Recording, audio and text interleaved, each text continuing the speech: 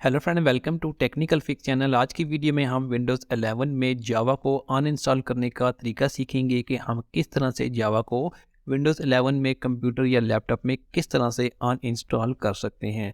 तो सबसे पहले मैं cmd कमांड प्रॉम्प्ट ओपन करके चेक करता हूँ जावा का कौन सा वर्जन इंस्टॉल है। जैसे कि आपने यहाँ पर लिखना है Java space hyphen hyphen version.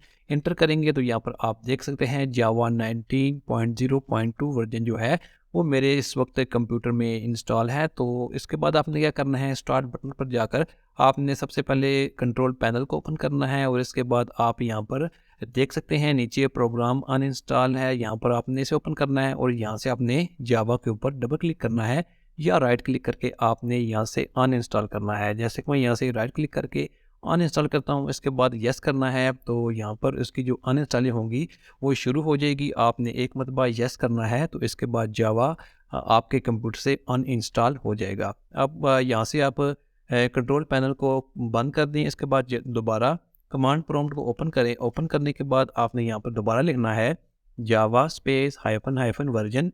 इसके बाद आप एंटर करेंगे तो यहाँ पर आप देख सकते हैं जावा जो है वो हमारे कंप्यूटर से अनइंस्टॉल हो चुका है। तो आप इस तरह से जावा को विंडोज़ 11 से या किसी भी विंडो से बहुत आसानी से अनइंस्टॉल कर सकते हैं। Thanks for watching this video.